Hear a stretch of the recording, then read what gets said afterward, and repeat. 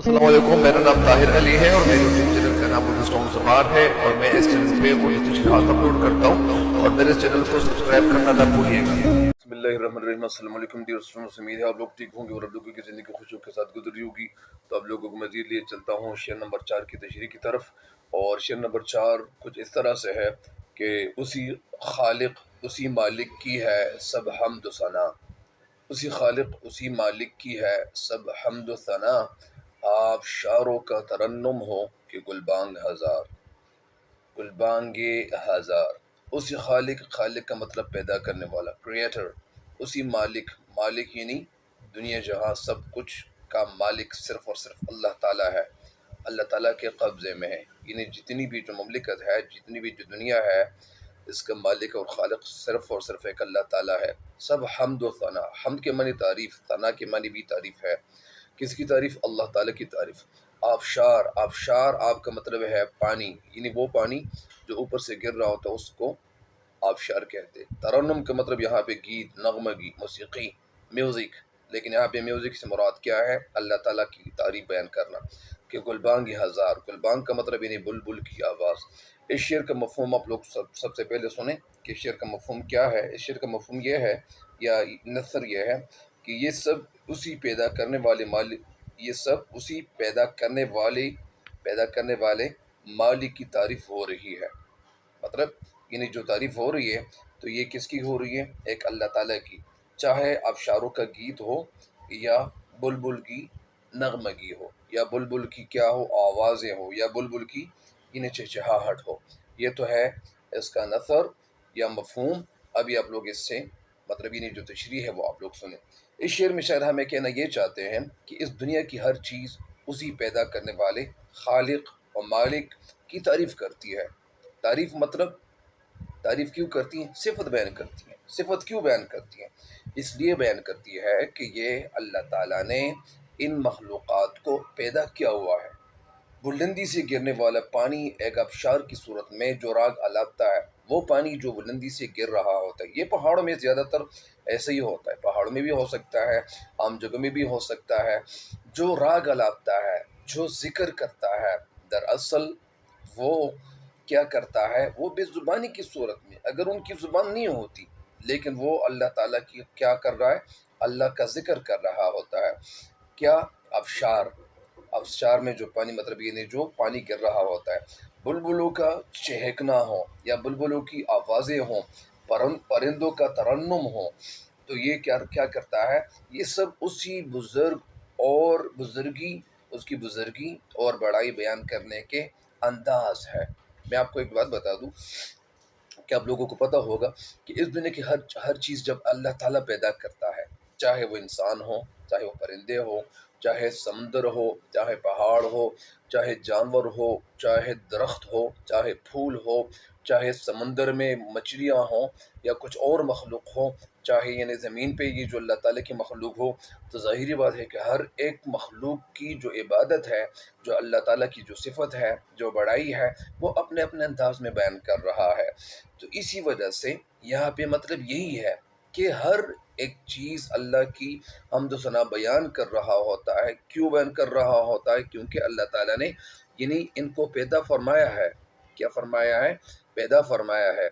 तो इसी तरह इस शेर में शायर मोहम्मद कादरी अल्लाह ताला के खालिक व मालिक का यानी ज़िक्र करते हुए कहते हैं कि इस कायनात की हर चीज़ सिर्फ़ और सिर्फ़ अपने खालिक की यानी हम्द सना में मसरूफ़ है, अल्लाह की बंदगी में मसरूफ़ है और अल्लाह ताला की बड़ाई और बुज़ुर्गी बयान कर रही है। ये जो बुलंदी से गिरते हुए आबशार, पानी जो नीचे गिरता है, उसकी जो आवाज़ है, वो उसी आवाज़ में, उसी तरन्नुम में अल्लाह की हम्द सना बयान कर रही होती है। या सुबह से शाम तक मुख्तलिफ़ किस्म के जो परिंदे हैं, मुख्तलिफ़ किस्म के परिंदों की जो आवाज़ें हैं, जो हमें सुनाई देती हैं, तो वो परिंदे भी अपनी आवाज़ में, अपने अंदाज़ में अल्लाह की हम्द सना बयान कर रही होती है।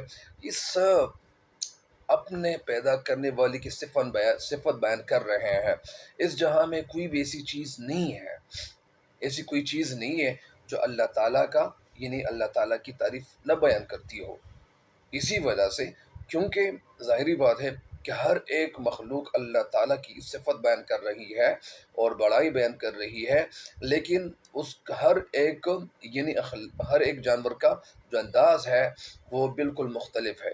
انسانوں کے الگ انداز ہے، جانوروں کے اور پرندوں کے الگ انداز ہے، تو ہر ایک مطلب یعنی اپنے اپنے انداز سے اللہ کی حمد و ثنا بیان کر رہی ہوتی ہے کہ یعنی فرق صرف اتنا ہے کہ کوئی بلند آواز سے یہ فریضہ سر انجام دے رہا ہے، کچھ مخلوقات ایسی بھی ہے، مثال کے طور پر جو پرندے ہیں تو وہ اللہ تعالیٰ کی حمد و ثنا بیان کر رہی ہوتی ہیں، ان کی جو چیچی کی جو آوازیں ہوتی ہیں، جو چہچہاٹ کی آوازیں ہوتی ہیں، کچھ مخلوقات ایسی بھی ہے کہ ان کی آواز ہم نہیں سنتے۔ ان مخلوقات کی آواز کیوں نہیں سنتے؟ وجہ کیا ہے کہ وہ ہر حال میں اللہ تعالیٰ کا ذکر کر رہی ہوتی ہیں، ہر مخلوق۔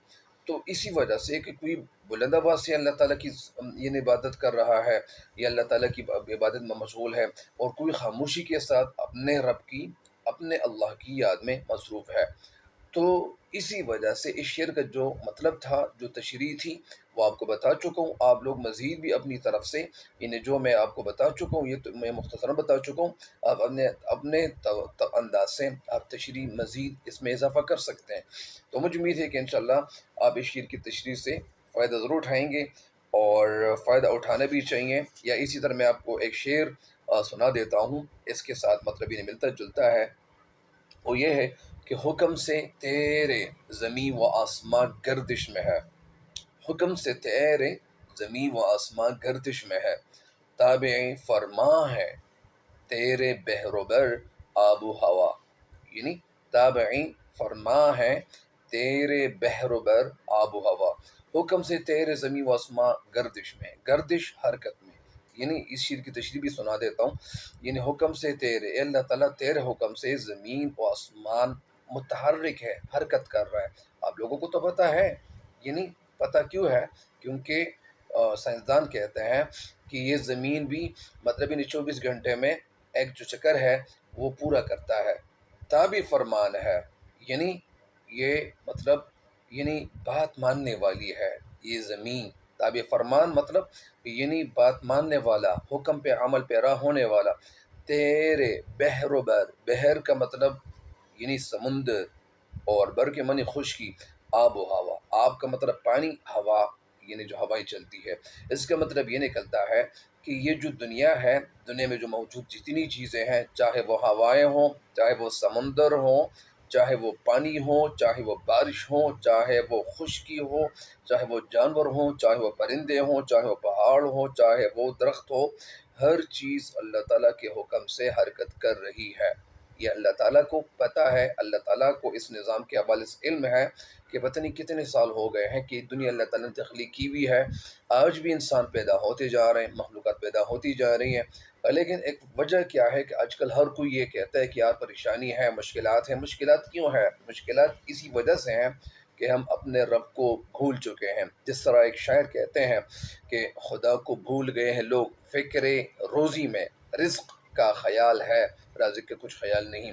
تو ہم پریشان اس لیے ہوئے ہیں کیونکہ ہم اللہ تعالیٰ کی عبادت نہیں کر رہے۔ ایک وقت تھا کہ ہر گھر کے اندر ہر شخص، ہر فرد، ہر عورت، ہر آدمی، ہر بیٹا، ہر دادا، وہ کیا کرتا تھا؟ وہ تلاوت کرتا تھا گھر کے اندر، تو برکت تو تھی ہی۔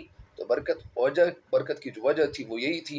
اور اب لوگ مطلب یعنی اللہ تعالیٰ کی عبادت کی بجائے، اللہ تعالیٰ کا حمد و ثنا کرنے کی بجائے، انسان کیا کر رہے ہیں؟ انٹرنیٹ سے زیادہ یعنی وہ کیا کر رہے ہیں؟ یعنی انٹرنیٹ میں زیادہ اپنے آپ کو اور فضول کاموں میں خود کو مصروف کیے ہوئے ہیں۔